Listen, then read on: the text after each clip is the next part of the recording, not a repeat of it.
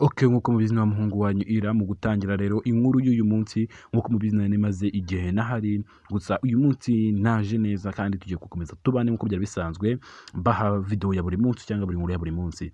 Aka kanya rero mbonye inkuru ivuga ati hari abatekereza ko nicaranye na Kagame umuriro ushobora kwaka. Perezida Ramaphosa muramuzi, perezida wa South Africa muramuzi abishi cyane. Perezida wa South Africa cyangwa Afrika y'Epfo, Ramaphosa yagaragaje ko abatekereza ko afitanye ikibazo na Perezida Paul Kagame ku buryo bicaranye umuriro ushobora kwaka bibeshya. Perezida Ramaphosa yabaye nk'ugaruka ku mubano we na mugenzi we w'u Rwanda ubwo bombi bahuriraga mu kiganiro kimwe mu nama ya Africa CEO cyangwa CEO Forum iri kubera Abidjan muri Cote d'Ivoire. Ni inama ibaye mu gihe u Rwanda na South Africa byagiye bigaragaza ukutavuga rumwe ku ntambara imaze igihe mu burasirazuba bwa DRC. Perezida Ramaphosa na bamwe muri bagenzi be bo muri SADC bafashe icyemezo cyo kohereza mu burasirazuba bwa DRC ingabo zo kurwanya umutwe wa M23 mu gihe u Rwanda rwo rushyigikiye ko ikibazo cyawo gikemurwa binyuze mu nzira ya politike. Muri Gashyantare 2025 ubwo M23 yafataga umujyi wa Goma, byatahuwe ko ihuriro ryari kumwe n'ingabo za RDRC ririmo n'ingabo za SADC ryari rifite umugambi wo gutera u Rwanda, byongera umwuka mubi hagati y'u Rwanda na Afrika y'Epfo. Muri iyi nama ya Africa CEO Forum, iki kibazo cy'umutekano muke mu burasirazuba bwa DRC cyongeye kugarukwaho n'umunyamakuru Rani Madoz.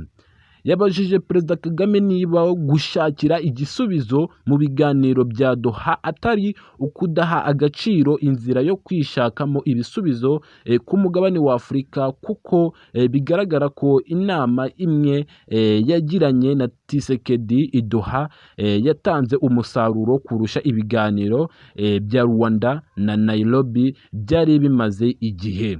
Perezida Kagame ati nekereza ko hari ibiganiro byinshi biri kubera icyarimwe ndetse n'ibyo turi kuvuga yaba ibya Qatar na Amerika ntabwo twavuga ko twageze ku cyo twifuzaga, buri wese ari kugerageza.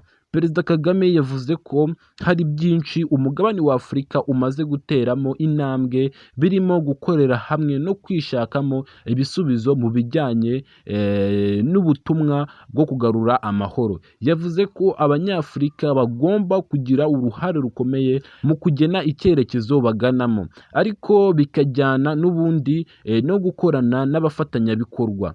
Perezida Ramaphosa wari wegeranye na mugenzi we w'u Rwanda yahise asaba ijambo avuga ko ku bijyanye n'inzira y'amahoro by'umwihariko ku makimbirane ari mu mugabane wacu cyane cyane mu burasirazuba bwa DRC, nshaka kuganira aho kuvuguriza ibyo Perezida Kagame ari kuvuga. Yakomeje avuga ko ibiganiro bya Nairobi cyangwa se ibya Rwanda n'ibya Afurika yunze ubumwe byabaye ingenzi cyane cyane mu kubaka umusingi mu gukemura ikibazo cyo muri DRC no guharura inzira yatumye hafatwa icyemezo cyo gucyura ingabo za SADC zari i Goma. Yakomeje agaragaza ko abatekereza ko adashobora kwicara na Perezida Kagame bibeshya. Ati abantu bashobora gutekereza ko njye na Perezida Kagame dufitanye amakimbirane ndetse bamwe muri mwe mushobora gutekereza ko hashobora kwaka umuriro mu gihe twicaranye twegeranye. Perezida Ramaphosa yaciye amarenga ko kuba ashobora kwicara na Perezida Kagame biri no mu musaruro w'uburyo bwa Afurika bwo kwishakamo ibisubizo. Ndakeka namwe muri kubibona nange nkuru yakirangiriye. Ubu ni Ramaphosa yicaye iruhande rwa Perezida Paul Kagame.